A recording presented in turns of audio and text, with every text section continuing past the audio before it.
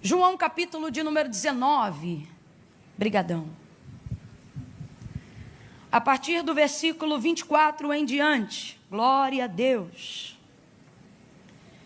Evangelho de Jesus, segundo escreveu João, capítulo 19, versículos 24 em diante.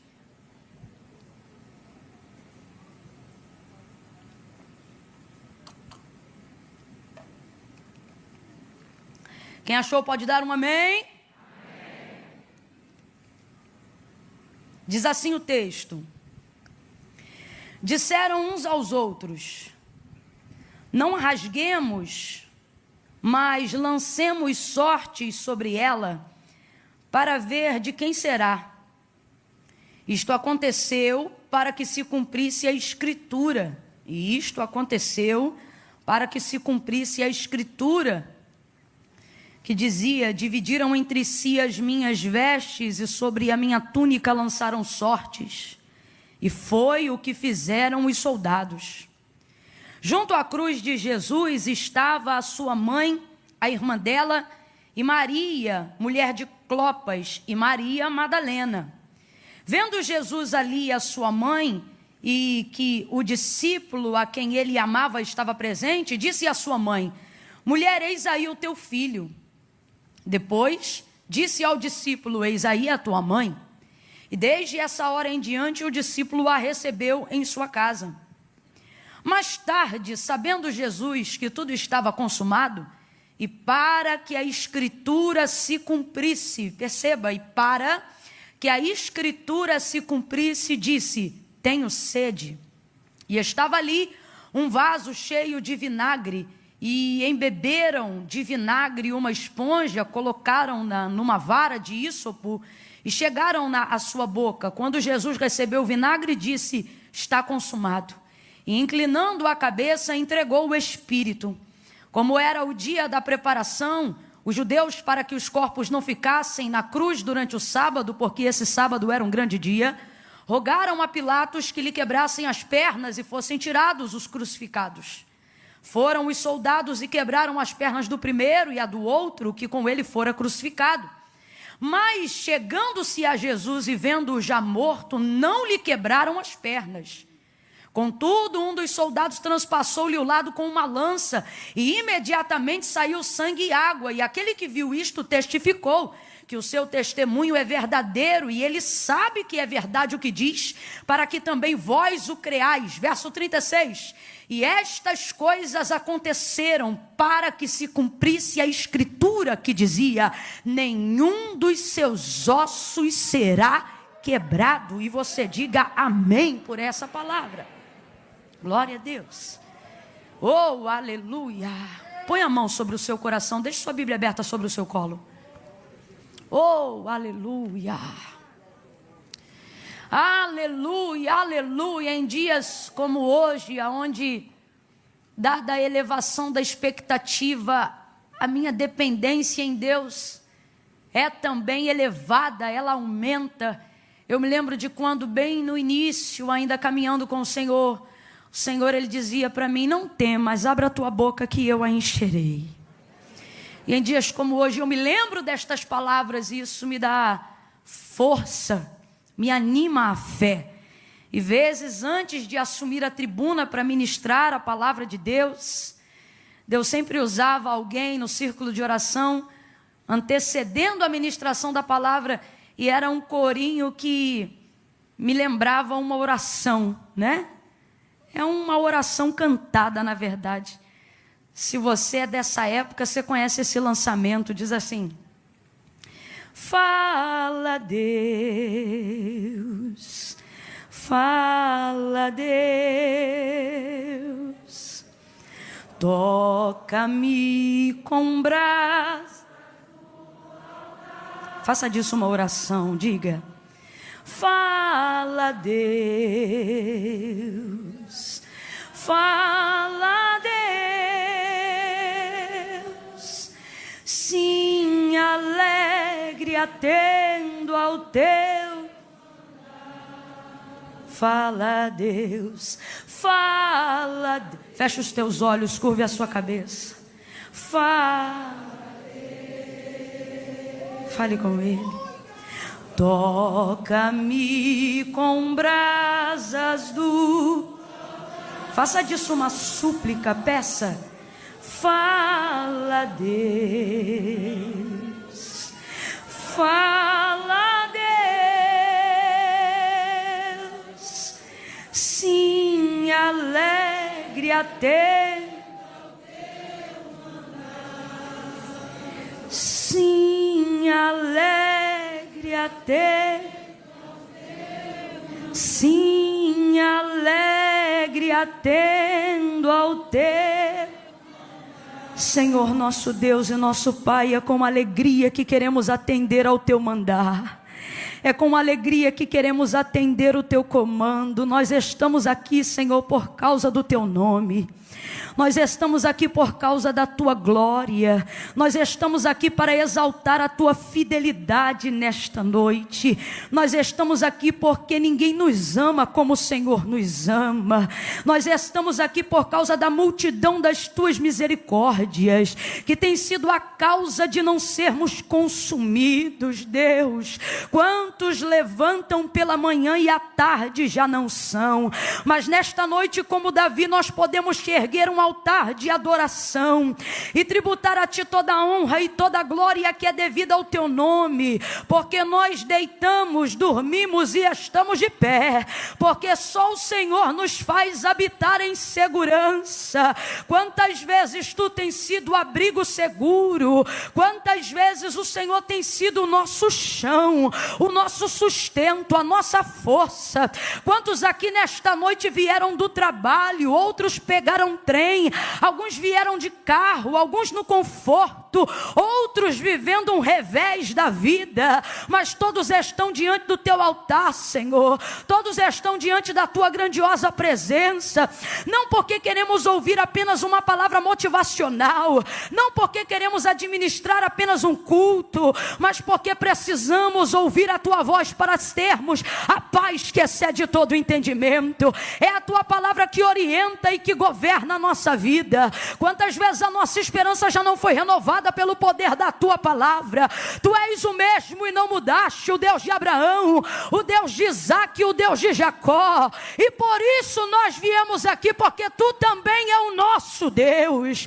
Graças ao sangue do teu filho vertido na cruz do Calvário, agora eu elevo a minha voz em oração a ti, junto com a tua igreja, e não estou preocupada com técnica nem com oratória.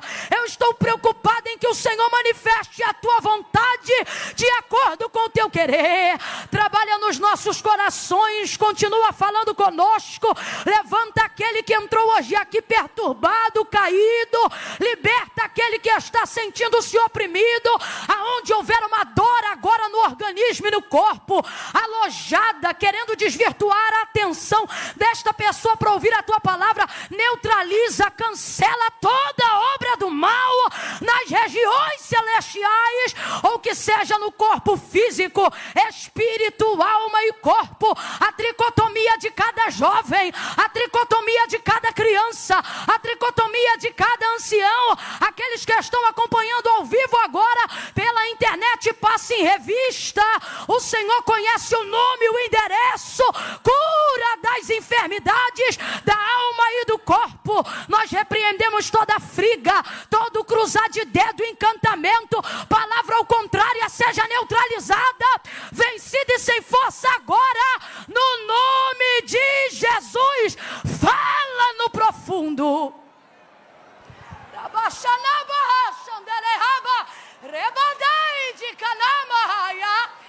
Fala no profundo, no oculto e no escondido, e alinha-nos ao centro da tua vontade e o teu querer. Glorifica, glorifica, glorifica, glorifica o teu nome, e nós te glorificaremos ainda mais, não a nós, Senhor, mas ao teu nome. Glória, sem cessar. Nós oramos e te pedimos, fala, que os teus servos ouvem, em nome de Jesus. Quem concorda, diga oh, amém, aleluia, oh, aleluia, aleluia. Muita gente sendo curada hoje aqui. Aleluia. Oh, eu acho que você não me ouviu, eu vou falar de novo. Antes desse culto acabar, você vai procurar aquela dor chata que estava te incomodando, aquela dor chata que estava roubando a sua atenção, aquela enfermidade que estava furtando a sua alegria, e você não vai achar, porque o Senhor está cancelando enfermidades no corpo nesta noite. Aleluia. Levante a sua mão e renda graças ao Senhor. Levante a sua mão e adore o amado, o desejado e a glória desta casa. Oh, aleluia, aleluia, aleluia, aleluia. Meu Deus, oh glória. Eu vou contar de 1 a 3, e quando eu disser 3, você vai liberar uma palavra que determina o rumo profético daquilo que eu acredito que o Senhor nos confiou como verdade para esta noite. Amém? No 3, você vai virar para esta pessoa e vai dizer para ela deste jeito: vai se cumprir tudo. Amém? Quando eu disser 3, você libera a palavra. Qual é a palavra que você vai liberar? É 1, é 2, é 3, vai! Agora para o outro vizinho, vai! Oh, aleluia, aleluia! Porque esta palavra é fiel e verdadeira. Porque Deus não é homem para que minta, nem filho do homem para que se arrependa. Falaria e não cumpriria? Oh, diria algo que não fosse capaz de fazer? Como cantou Maria, nós também profetizamos nesta noite. Porque para Deus não há impossível em nenhuma de todas as suas promessas. Aleluia. Oh, aleluia. Aleluia. Aleluia. Deus tem me ensinado que a fé não foi feita para sentir, foi feita para saber. E falando isso, eu já quero liberar uma palavra aqui sobre a sua vida, pelo menos a priori, a princípio, no início da disciplina da fé, porque toda virtude que nós temos precisa ser disciplinada. Toda virtude que nós temos precisa ser doutrinada, porque o corpo, na sua carne, para Deus, voluntariamente não opera nada. A carne é egoísta. Ela só milita em prol dela mesma. Então, quando ao despertar de um dom, ou a manifestação de alguma virtude, seja ela a humildade ou alguma outra coisa, isso precisa ser disciplinado. Então, estou falando sobre o início da disciplina da fé. E pelo menos a princípio falando, eu gostaria que você gravasse isso na sua mente. A fé não sente, a fé sabe. E é muito importante que você tenha isso em mente. Uma fé que está acima de uma esfera sensorial.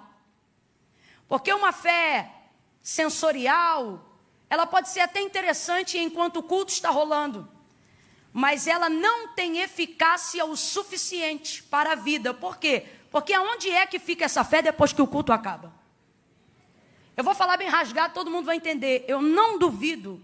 Pelo contrário, a sua presença aqui nessa noite é a maior comprovação e confissão pública de fé de que você crê. Senão você não viria a este culto.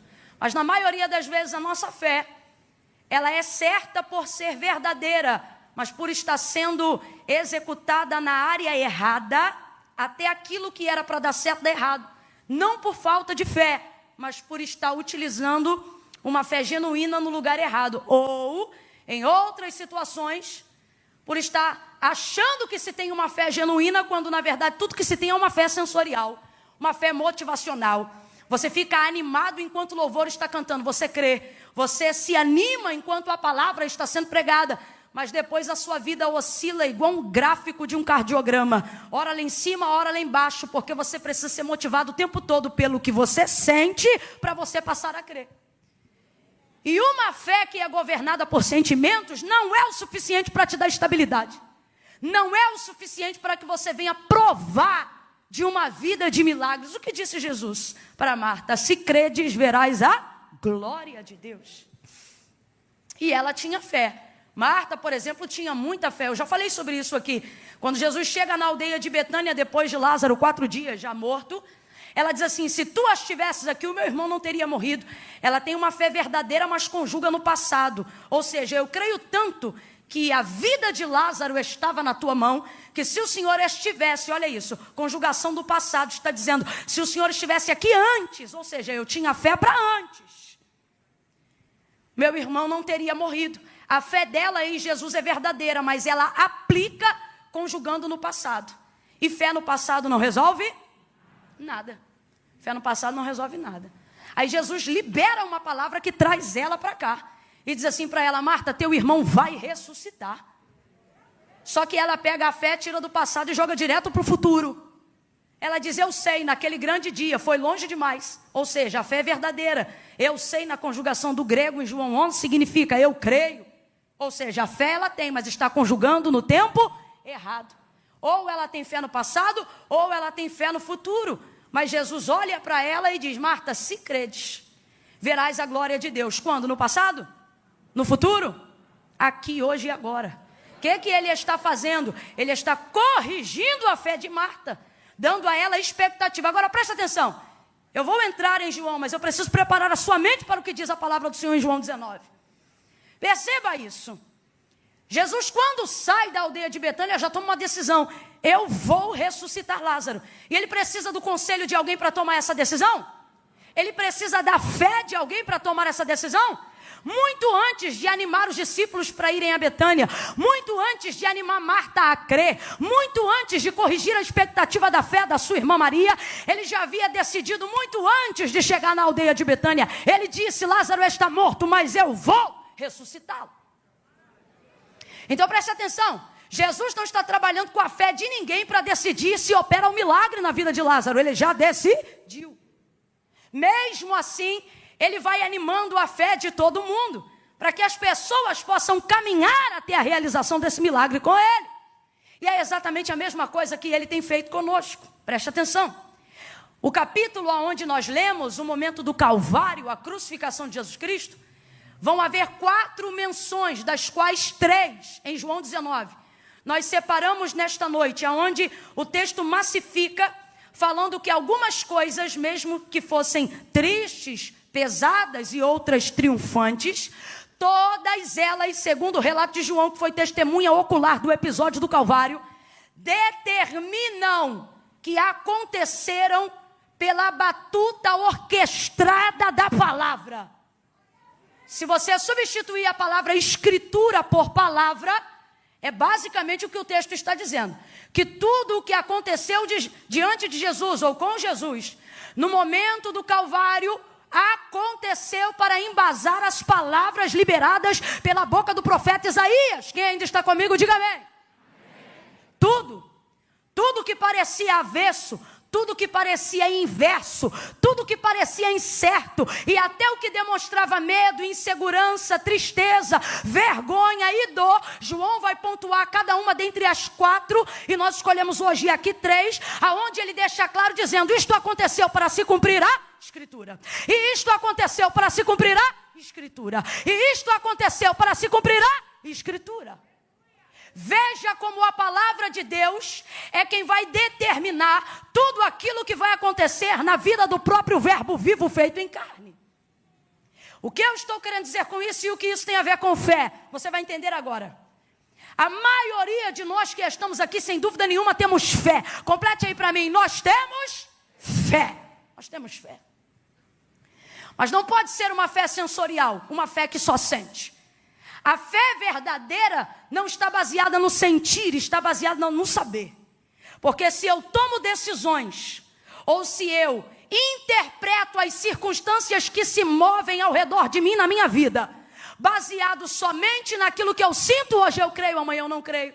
Hoje eu tenho força, amanhã eu não tenho força. Se está tudo bem, eu fico legal. Se de repente a porta se fecha, eu me entristeço. Porque eu estou deixando os meus sentimentos governarem a minha vida. Aonde nascem os sentimentos? Na alma. E a fé está ali? Não, a fé é motivada pelo Espírito. As rédeas da minha vida precisam estar nas mãos do Espírito.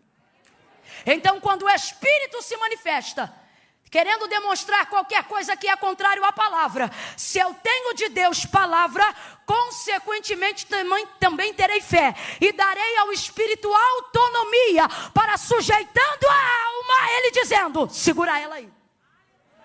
Por quê? Porque não é baseado no que eu sinto, é baseado no que eu sei. Vai ouvindo aí. Então tudo que é seguro, tudo que é estável, tudo que existe e que há, não está baseado prioritariamente na fé, está baseado prioritariamente na palavra. Camila, então o que você está dizendo, que não precisa ter fé? Não, eu só estou dizendo que uma fé que não é baseada na palavra não se sustenta. Ela só dura um culto, ela só dura um louvor, ela só dura uma oração, ela só dura uma noite, ela só dura um período de campanha. E o Senhor te chamou para viver uma vida abundante que vai te conduzir à eternidade. Então você não pode ter uma vida onde as suas decisões e o governo das suas decisões esteja na mão dos seus sentimentos. E o que é que está acontecendo hoje? A maioria das pessoas estão conduzindo a sua crença em Deus baseado naquilo que elas sentem. Por quê? Porque não tem conteúdo acerca daquilo que Deus falou sobre elas. E Camila, e daí? E daí que você vai ver em João 19 nesta noite. O tamanho da importância é uma questão de sobrevivência para aquele que diz crer em Deus.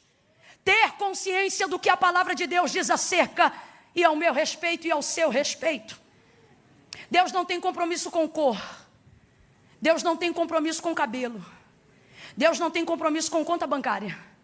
Deus não tem compromisso com estilo, com estirpe, com shape. Deus não tem compromisso com conta corrente. Deus não tem compromisso com a não. Deus tem compromisso com a palavra. Ele corresponde à palavra. Deus não corresponde a sentimentalismo. Eu não estou dizendo que Deus não é sensível. A manifestação de Jesus Cristo na terra é a maior prova da sensibilidade de Deus para com a humanidade. Agora, o que é ser sentimentalista? É se tornar refém de um sentimento e dar para ele o governo das minhas decisões. Você acha que vai convencer Deus acerca das coisas que você precisa, dizendo para Ele apenas o quanto você está magoado? Você precisa reagir e se comportar diante de Deus, respaldando diante dEle a palavra. Por quê? Porque Deus não corresponde a rostinho bonito, nem carismático. O caminho é igual para todos. Disse Jesus, se vós estiverdes em mim e as minhas palavras estiverdes em vós, pedireis o que quiserdes no meu nome. Ele disse, eu vou pensar. Ele disse, eu vou estudar o caso? Não. Se vós estiverdes em mim e as minhas palavras estiverdes em vós, pedireis o que quiserdes no meu nome, isto vos será feito. O quê? O que você está pedindo, o alvo da sua súplica, a área de atendimento da sua necessidade. Mas é mais fácil falar do que eu sinto do que falar do que eu sei. Por quê? Porque eu não leio a Bíblia. Porque eu baseio a minha fé em cima do que os outros falam e não em cima do que a Bíblia diz. Mas hoje o Espírito Santo vai te sacudir com todo carinho pelos dois ombros e ele vai dizer, a partir de hoje você não será como uma folha seca, você não será como uma cana agitada pelo vento, você não será prato de manobra na mão de gente corrupta. Deus te trouxe hoje aqui para te dizer, a partir de hoje vai ser menos eu acho e mais a Bíblia diz. A palavra de Deus diz, a palavra de Deus garante, e Deus tomará o governo de todas as decisões da sua vida. Hoje eu ministro algo esquisito aqui. Eu ministro um tipo de fé fria.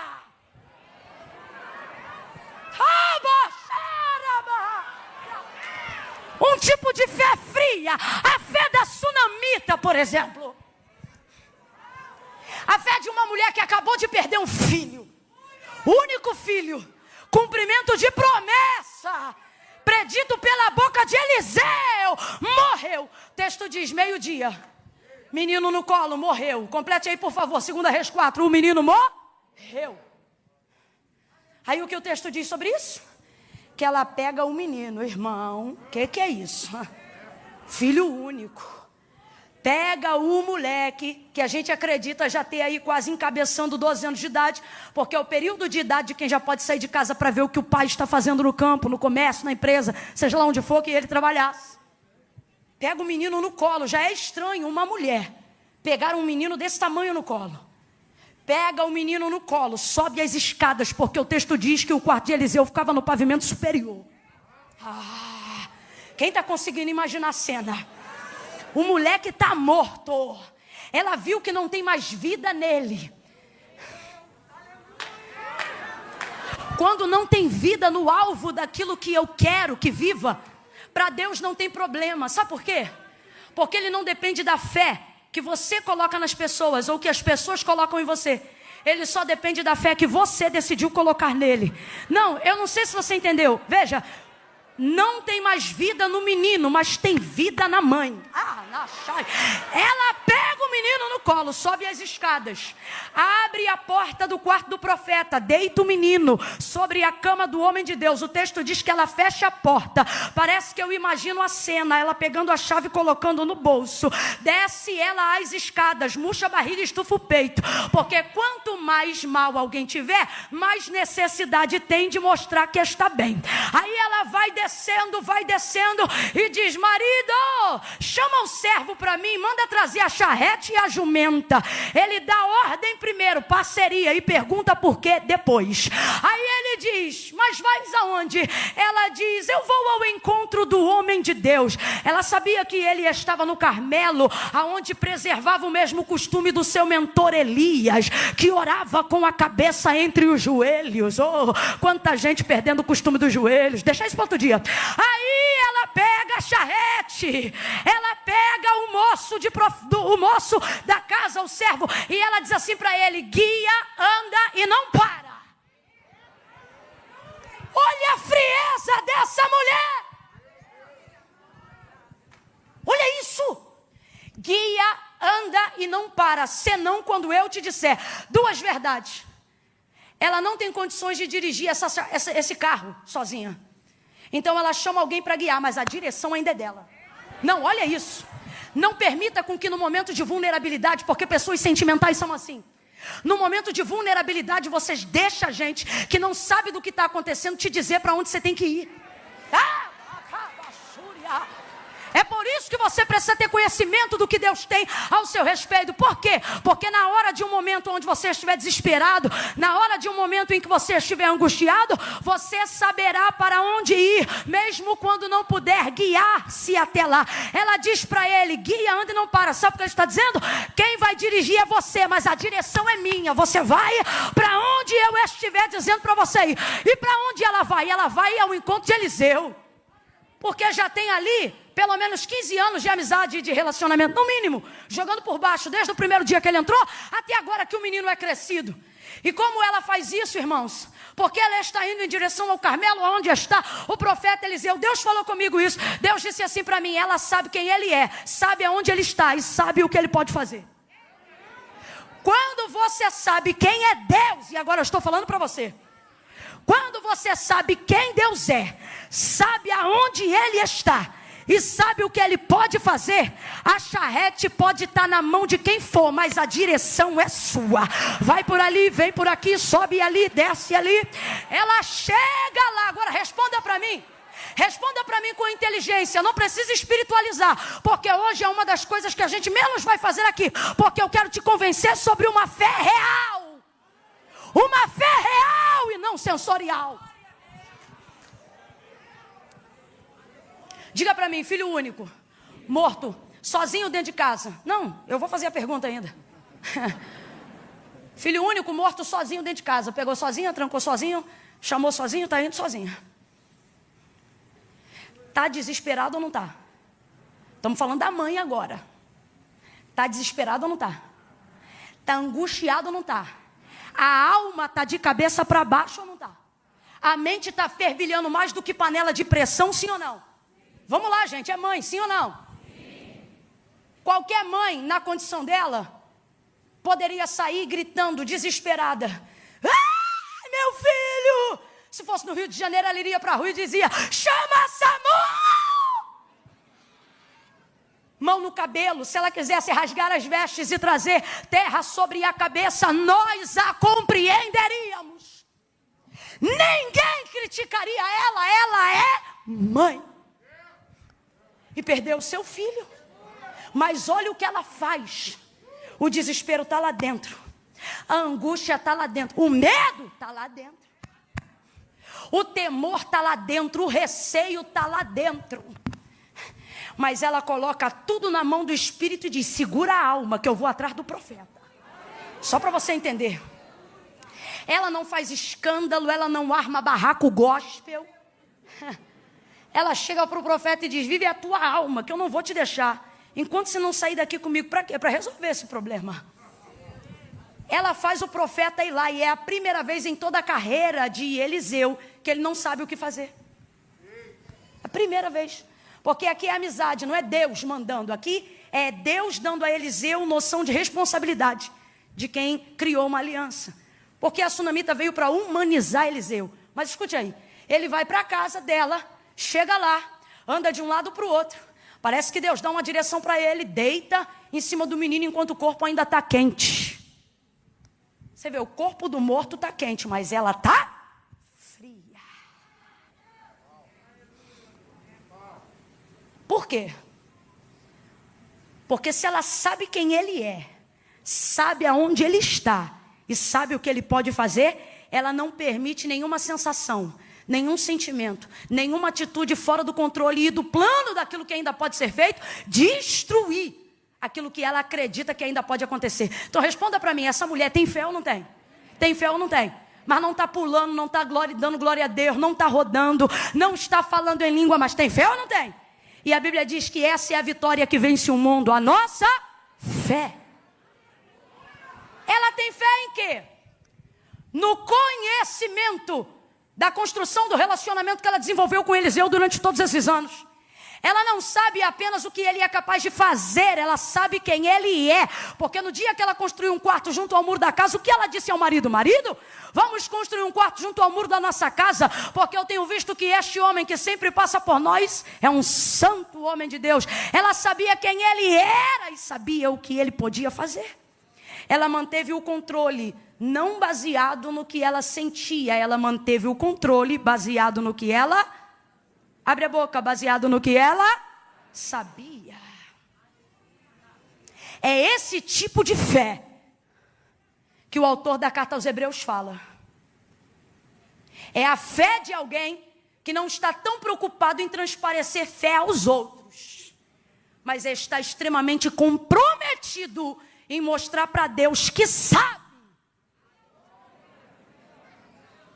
no que ela acredita, no que ele acredita, no que sua vida deseja, aonde estão as suas expectativas. E Camila, por que hoje em dia já não está acontecendo mais assim com tanta frequência? Será que está faltando fé? Não. O que está faltando é expectativa na palavra para que haja realidade de fé. A Bíblia diz que a fé vem pelo ouvir e o ouvir da palavra de Deus. Não é qualquer palavra, a fé vem pelo ouvir e o ouvir da palavra de Deus. Se a fé vem pelo ouvir de Deus, quando eu começo a me relacionar com Deus, eu não me relaciono com Ele manifestando primeiro a fé. Eu primeiro preciso manifestar em mim a palavra e a minha fé se manifestará diante de Deus. Camila, eu não entendi. Vai entender que eu vou falar rasgado. Na ordem e na escala de prioridades de quem se relaciona com Deus, você coloca a fé no primeiro lugar e deveria colocar a palavra. Porque não tem como manter a fé na primazia se primeiro você não tiver a palavra. Vou falar mais rasgado e quem tem 12 anos vai entender também. As pessoas dizem assim: tal coisa não aconteceu, ou aquilo não aconteceu, porque fulano não teve fé para Deus fazer. Fé para Deus fazer. Eu já ouvi isso muitas vezes. É quase um jargão popular de quem fala crentez. Fé para Deus fazer. Deus não precisa de fé para fazer nada. Ouça isso com muita atenção. Camila, Deus não precisa da minha fé para fazer nada, não precisa. Sua fé não dá para Deus poder de fazer nada. Se você crê, Deus pode. Se você não crê, Deus continua podendo. Deus não depende da sua fé para manifestar o poder que Ele já tem. E isto está provado na palavra, não estou inventando. Antes de querer me chamar de herege, ouça o que a Bíblia diz: e anátema seja tu, ao invés de mim. Gênesis capítulo de número 1. No princípio, a terra era sem forma e vazia. Complete por favor aí, eu vou dizer, olha, não havia nada. Complete aí, não havia? Não havia? No princípio a terra era sem forma e vazia. Isso significa que não havia? E o Espírito de Deus, não é de Satanás não, é o Espírito de Deus, não é das trevas não. E o Espírito de Deus se movia sobre a face das águas. E o Espírito de Deus, então vamos lá, quem se movia sobre a face das águas que estavam no abismo? Era o Espírito de? O Espírito de? Mesmo assim, Deus estava no princípio e o Espírito dele já se movia no princípio, mas não manifestava nada, não criava, não movia nada. Deus estava lá no princípio. O Espírito se move, mas não realiza nada, não cria nada, não produz nada, não projeta nada, não nasce nada. Só tem Deus lá, mas mesmo assim não acontece. Aí você conhece a história bem de Gênesis 1. E disse Deus. É a primeira manifestação de verbo. É a primeira manifestação de palavra. E João diz que Jesus já estava lá desde este dia. Porque diferente dos outros evangelistas, ele já coloca no cabeçalho da biografia não o nome de José, nem o nome de Maria. Porque João não predata a manifestação de Cristo na conceição de Maria. Ele predata a biografia de Cristo lá no princípio. Quando ele diz, no princípio era o verbo estava com Deus. O verbo era Deus, nele estava a vida, e a vida era a luz dos homens. Ouça isso, Gênesis 1, aí ele diz assim: e disse Deus, haja luz. Eita gente, e o que aconteceu? E houve luz. E disse Deus, haja luz, e houve luz.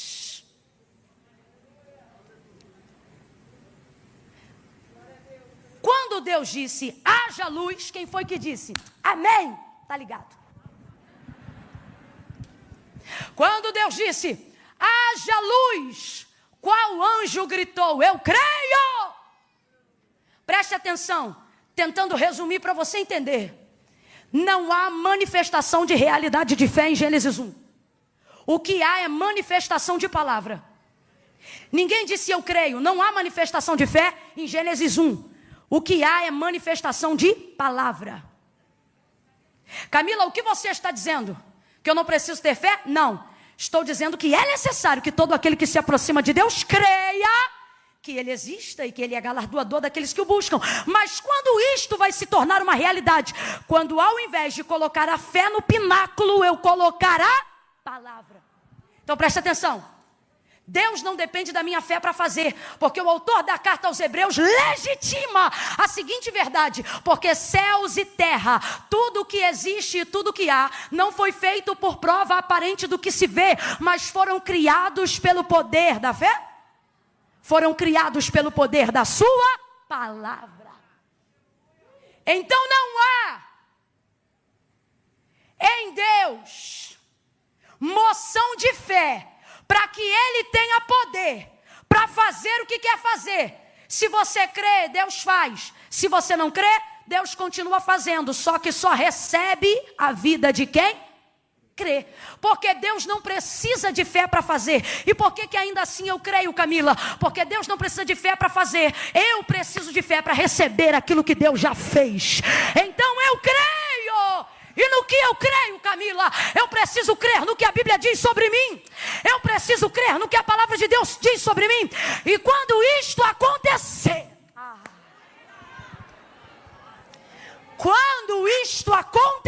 o que? Eu tiver consciência do que a palavra de Deus garante ao meu respeito, a minha fé será atestada, será segura, será poderosa, porque ela não andará mais de acordo com o que ela sente. Por ter palavra, ela andará de acordo com o que ela sabe. Mesmo quando eu não estiver sentindo nada, eu venho para o culto. E mesmo quando eu estiver na TPM, eu digo, fiel é Deus que está no céu. E mesmo quando a enfermidade bater a porta da minha casa, ainda num leito eu direi: Ele cura, Ele salva. Por quê? Porque não é uma fé que está baseada naquilo que eu sinto, é uma fé que está baseada naquilo que eu... E ela é poderosa para durar, mesmo depois que o culto acaba. Ela é poderosa para me sustentar ao longo da minha vida. Por quê? Porque a primazia dela não está baseada no que eu sinto, mas está baseada no que a palavra de Deus diz a meu respeito. Por que Deus respondia tão rapidamente a Abraão? Por que Deus respondia tão rapidamente a Moisés? Por que Deus respondia tão rapidamente a homens que Ele usa como príncipes de fé e de obediência? Porque eles não oravam o que sentia. Olha o que eles oravam. Quando eles entravam em juízo para pedir algo para Deus, eles oravam e diziam assim: porque tu disseste. Quando Deus decidiu que ia acabar e exterminar com o povo no deserto, Moisés não disse: Deus, por favor, não. Deus, por favor, eu amo o povo. Não. Moisés colocou diante de Deus sua própria palavra. E Deus sabia que ele faria isso. Deus, na verdade, não estava provando a ele, estava provando o coração de Moisés. E Moisés olhou para ele e não disse o que sentia, simplesmente reproduziu as mesmas palavras que Deus havia dito acerca do povo. Porque tu disseste que faria este povo herdar a terra que jurou aos seus pais. E isso fez com que Deus mudasse a momentânea sentença que aparentemente estava sendo delegada naquela hora diante do povo no deserto. Ezequiel, capítulo de número 37, nós vamos ver a maior realidade do que está sendo dito aqui. Em visão, o Senhor conduz Ezequiel a um vale que estava cheio de ossos sequíssimos. A mão do Senhor o leva ali. Então lhe é perguntado: filho do homem, poderão viver estes ossos? Senhor Deus Jeová, vou traduzir. Sabe o que Ezequiel está dizendo? Sobre o vale eu não sei, mas sobre o Senhor. Sabe o que ele está dizendo? Não vou falar o que eu não sei. Esse vale não sei. Esses ossos não conheço. É basicamente isso. Agora, o Senhor eu conheço. Quando ele diz tu sabes, ele está dizendo: a minha fé não está no vale, a minha fé está no Senhor. Aí ele disse assim: então, filho do homem, profetiza. E Ezequiel profetiza o quê? Nada. Ele fica caladinho, esperando Deus dizer qual é a palavra. Porque profeta de verdade não inventa palavra. Ele só procura ser fiel àquilo que Deus já disse, porque a palavra de Deus é o bastante. Aí ele diz: diga-lhe assim, e tem 2 pontos no texto. Diga-lhe assim: vento dos 4 cantos. E aí ele começa a repetir todas as palavras que Deus, o Senhor, estava falando com ele dentro daquela visão. E aí, enquanto a palavra era reproduzida, houve um barulho e um reboliço muito grande naquele vale. Ossos foram se juntando aos seus ossos. Se Ezequiel chegasse ali e por conta própria, na visão, ele dissesse: ossos se colhem, juntas se liguem, se movam, exército se levante. Se Deus não tivesse falado, não iria acontecer nada. Mas porque ele está reproduzindo uma palavra que já foi dita. Para de querer inovar. Para de se tornar dependente de uma nova revelação. O manto do remanto, do profundo, do escondido, do prado cheio. Se preocupe em absorver aquilo que Deus já disse. E Deus está me mandando dizer agora o que foi. Quais são as palavras que Ele já liberou a seu respeito. Mais fé não é quem diz eu creio. Mais fé tem quem crendo obedece. Pare de espiritualizar as coisas que Deus já mandou você executar. Quantos milagres estão estacionados? Porque ao invés de confessar uma incredulidade verdadeira, preferimos manifestar uma falsa fé.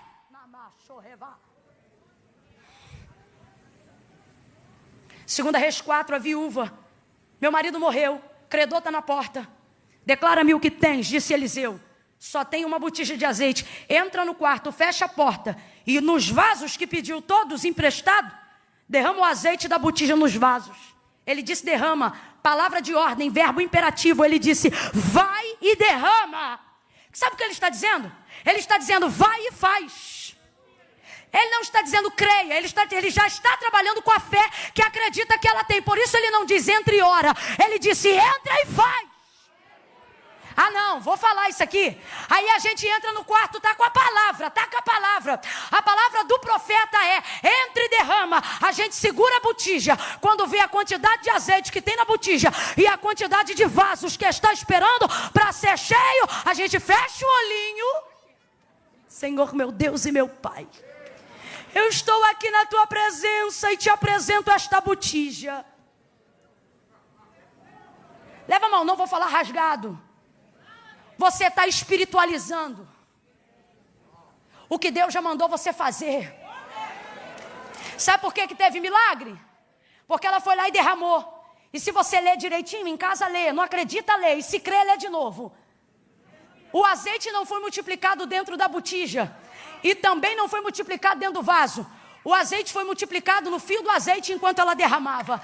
Camila, eu ainda não entendi. Agora veja bem, se ela chega e começa a orar, pastor Dilton, enche a minha botija, transborda a minha botija, Deus não ia fazer? Porque a palavra não era entra e ora, a palavra era entra e derrama, faz. Aí Deus já falou, coloquei na tua vida unção para curar. Quando vem aquela onda no culto de avivamento, Deus diz que está curando, você sente um monte de coisa. E de vez em lá e chapar a mão em quem Deus mandou você chapar. Aí você fica assim, Deus me dá unção, Deus me dá unção. Deus diz, unção eu não te dou mais, porque eu te dou unção desde o dia que você nasceu. Agora começa a pedir coragem, porque unção para curar você já tem. Mas você não faz, você não toca. Por que não? Porque você prefere espiritualizar. Deus trabalha numa incredulidade sincera, mas não suporta uma fé falsa. Voltou na mesma casa que os discípulos o tinham visto, mas Tomé não cria. Se eu não colocar o dedo nos cravos, não creio. Ah é? Jesus volta na casa de novo. Comeu lá? Não. Bebeu lá? Não. Dormiu lá? Não. Falou mais alguma coisa aos outros 11 ou aos 10, perdão? Também não. Voltou lá só por causa de quem? Tomé, porque disse, não creio. Aí Tomé está lá dentro da casa, aparece Jesus, esperando ele. Ele toma um susto. Senhor! Senhor não, vem aqui. Bota a mão aqui. É porque sou eu que estou falando. Claro que Jesus não falou assim. Estou parafraseando. Senhor, eu creio. Eu creio não, vem aqui, mete a mão aqui. Veja a lança que perfurou. Enfia o dedo no cravo aqui, ó. E aí, agora você crê, Tomé? Agora eu creio. Mas bem-aventurados que não viram, mas creram. Escute isso. Camila, Deus corresponde à incredulidade? Se ela for sincera, ele não corresponde, mas trabalha. Ele vai lá e lapida. É melhor alguém que chega no culto e diz, Senhor, eu vim hoje porque eu quero crer, mas a minha fé precisa ser aperfeiçoada. Eu não estou bem não.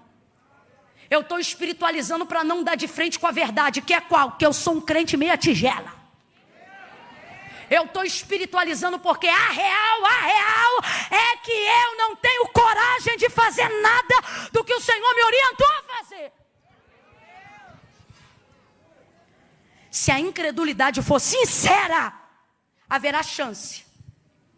Mas se a fé for falsa, pode vir 7, 14, 21. Não vai acontecer.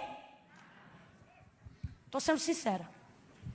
Agora, vou lá, estou sentindo de ir não, mas eu vou lá porque eu sei. Por isso Paulo não disse, ofereça um culto espiritual para Deus.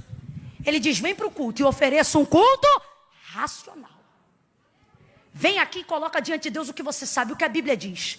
Camila, isso é afronta? Não. É entrar em juízo com Deus, é anunciar a sua palavra, é dizer, Deus, eu estou aqui porque a tua palavra diz assim, a tua palavra diz assado, e a tua palavra diz isto, e a tua palavra diz aquilo, e por isso eu vim. Fechando em João 19, porque eu pareço doida, mas não sou. Verso 24. Quando os soldados rasgam as vestes e lançam sorte sobre a túnica, João termina o verso 24 dizendo assim, quem fizeram isso foram os soldados. Olha o que acontece na vida de alguém que é norteado pela palavra. Olha o que a fé de alguém que é embasada na palavra faz com tal pessoa. Foram os soldados que fizeram isto. Isto o quê? Rasgaram, tiraram, desnudaram. É momento de vergonha ou não é? Vamos lá, gente, é vitupério ou não é? É vergonhoso e constrangedor, sim ou não? Vem, igreja, sim ou não? Sim. Só que João diz assim, mas isto aconteceu para que se cumprisse a Escritura. Vamos substituir pela palavra, para que se cumprisse a... E aí João repete a palavra que está escrita pela boca do profeta Isaías, que foi dita muitos e muitos anos antes deste fatídico dia chegar. Sabe o que João está dizendo? Porque eu sei o que a palavra diz sobre o que isso está acontecendo. Foram os soldados que fizeram, mas eles só fizeram porque a palavra diz que eles fariam isso. Ponto número 1. E serão só 3. Quando eu tenho em Deus a palavra, eu não transfiro para ninguém aquilo que eu sei que só está acontecendo porque a palavra de Deus se mantém no governo. O que está acontecendo aqui é bom? Não. O que está acontecendo aqui é legal? Não. O que está acontecendo aqui é confortável? Não. O santo, o cordeiro imaculado, inocente, está sendo vituperado, tendo vestes rasgadas e achacotado diante de uma multidão. Mas o texto diz, os soldados fizeram, mas só fizeram porque a palavra disse. O que é isso? Governo máximo. É acreditar que até quem se põe diante de mim como adversário... A banda da Cleidiane sobe aqui rapidão pra gente já ir terminando. Cadê? Tua banda tá aí? É acreditar que se eu estou debaixo de uma palavra, até os adversários e circunstâncias adversas e pessoas que se colocam como inimigos estão trabalhando igual ponteiro do relógio. Elas estão trabalhando para fazer cumprir aquilo que Deus liberou sobre a minha vida. Levante a sua mão. Eu estou declarando esta palavra sobre a própria palavra de Deus. Estenda ela bem alto. Agora traga ela sobre sua própria cabeça. Quando você tem a palavra, eu não preciso dizer diretamente sobre você. Você tem o mesmo poder delegado que está sobre mim. Traga a sua mão sobre a sua cabeça. Se tu tens fé para isso, vem. Se não tens, vem na minha fé que eu vim crente. Pegue essa mão, faz assim agora. Atmosfera circular, governo e totalidade. Diga comigo, diga eu estou debaixo de uma palavra. Faz isso sem encostar no teu irmão e diga, você está debaixo de uma palavra. Sua casa está debaixo de uma palavra. Teu casamento está debaixo de uma palavra. Os teus filhos estão debaixo de uma palavra. Tua vida espiritual está debaixo de uma palavra. Deus tem palavra para a tua alma. Deus tem palavra para o teu corpo. Deus tem palavra para as tuas emoções. Deus tem palavra para o teu espírito. Ouça, Ele tem palavra para os teus negócios. Ele tem palavra para a tua vida espiritual. Ele te trouxe hoje aqui e Ele está dizendo, não ande a ermo, ande direcionado. Você está debaixo de uma palavra. E por isso vai se cumprir tudo.